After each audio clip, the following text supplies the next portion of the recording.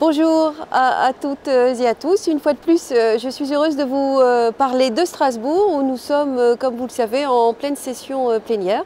La session se termine aujourd'hui. Alors, comme évidemment à chaque fois, j'aimerais vous présenter un petit bilan, mais je dois vous dire quand même que cette semaine était vraiment une semaine particulière et vous l'avez très certainement noté d'ailleurs à plus d'un titre. Enfin, voilà ce qui se passait. Nous étions simultanément à Strasbourg en session plénière, mais aussi à Paris au Congrès des maires. Je pense en effet qu'il était important de se saisir de ce moment de rencontre entre tous les maires de notre pays pour animer, au nom de l'Association des maires de France, un atelier Europe.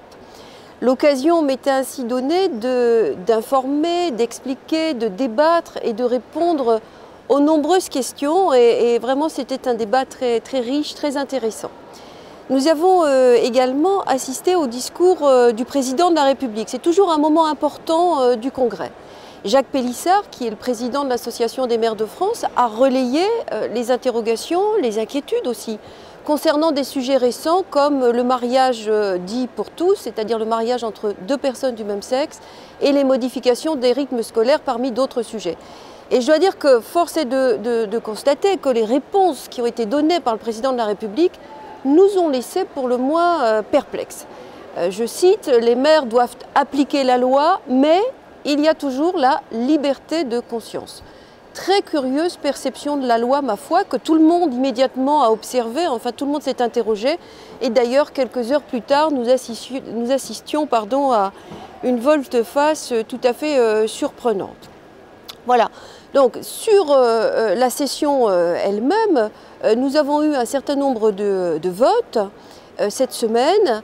Plusieurs rapports sur la pêche ont été soumis au vote des députés et je me réjouis notamment de l'adoption du rapport relatif à la petite pêche côtière et à la pêche artisanale, ainsi que de celui relatif à la dimension externe de la politique commune de la pêche. Le premier rapport a pour principal objectif de trouver une définition claire et acceptable de la pêche côtière et artisanale, et le second s'attache à exposer les nouvelles orientations qui gouverneront la dimension extérieure de la politique commune de la pêche réformée.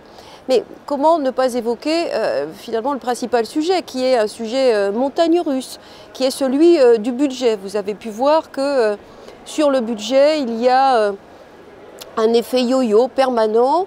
Et très dernièrement, après la proposition de la Commission, les Britanniques ont malmené notre Europe et son budget, évidemment, en prenant en otage l'Europe. Donc nous attendons avec impatience, mais les résultats des négociations qui vont être très très difficiles, qui vont continuer. Il est possible que nous ne tenions pas l'agenda. En tout cas, pour ce qui est de la politique agricole commune, nous sommes extrêmement vigilants, inquiets et vigilants, mais aussi exigeants en matière de budget et nous aurons l'occasion évidemment d'en reparler. Pardon de terminer sur cette note un peu grave, mais il est vrai que c'est l'enjeu majeur de cette session comme de l'ensemble des travaux qui ont lieu en ce moment à Bruxelles et à Strasbourg et évidemment aussi du coup en France, même si je dois dire que je regrette un peu l'inexistence, non, mais en tout cas la présence insuffisante du gouvernement français et de son président sur le plan européen. Je crois que là, vraiment, il y a une prise de conscience brutale qu'il va falloir prendre si nous voulons nous défendre convenablement. Merci beaucoup d'avoir suivi une nouvelle fois ce petit récapitulatif et je vous dis au mois prochain dans une nouvelle vidéo où je pourrai vous parler de ce que nous aurions fait à ce moment-là. À bientôt.